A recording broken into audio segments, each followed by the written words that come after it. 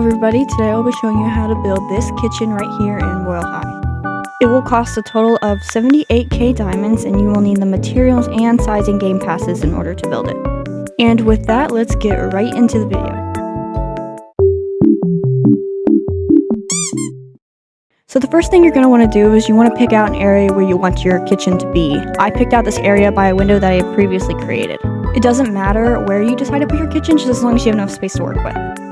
The next thing you're going to want to do is get these nightstands and line them up against the walls in which you're working with. Make sure there are gaps for both an oven and a sink, and then color however you'd like. I decided to go for this wood countertop feel. Onto constructing the sink. I used pieces of paper to map out the shape of the sink, and I used the smaller toggles in order to get the thicker effect on the back and on the front. Then you're going to want to use this swan handle to act as the faucet. This next part is optional, but I use the shiny bar handles to kind of give a border to the sink as well. Also color the bottom of the sink a water texture or just blue. Now in order to make the water look like it's shining, I put a paper here and I put it on the force field material just to give it that extra shine. You can play around with different colors on the paper to decide what kind of reflective paper you want. For the fridge, I started with a cushion and then I just added 2 shiny bar handles onto it. And I colored the cushion with the concrete effect. Going on to the cabinets, you're just going to want to start out with a basic shelf on the longest toggle. And then you're going to add more nightstands on the top and color them the same as you did as the nightstands on the bottom. After this is done, the next part is also optional, but I added a couple more shelves just to fill in those gaps so it doesn't look like the feet of the shelves are sticking out from the bottom. I just think it adds a bit of detail that looks nice. For the oven, you're going to want to construct the area with paper and add a dollhouse bedboard on the grate-like toggle to do the oven shelves.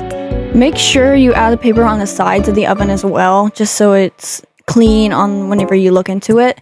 This is going to get a little complicated, so please stay with me. When you finish the layout, you're going to want to put a bonfire on its smallest toggle underneath the dollhouse bedboard. Then put a food of your choice so it looks like it's actually cooking. The next thing you're going to do is you're going to want to add a frame on the outside of the oven just to close off the inside from the outside. You can do whatever material you want, but I chose the tile as well as some bricks. Now, much like the sink, you're going to want to put a piece of paper on the force field material to make it look like it's a panel of glass. Add a hand towel to make it look like the oven handle, and add 4 handles in the back as well as a lock to make it look like the handles on a stove. Then place 4 tea plates as well as a tea kettle, and your oven is complete. Okay, now we're almost done and we'll be adding some decorations. I added a bunch of plants and books to just make it a little bit more homey. And that is the last step. Now you have this aesthetic kitchen that you and your friends can use. I had a lot of fun building this and I would love to do more of these videos in the future. Let me know what you've thought of this build or if you want to see anything more. And with that, I will say goodbye. Thank you guys for watching.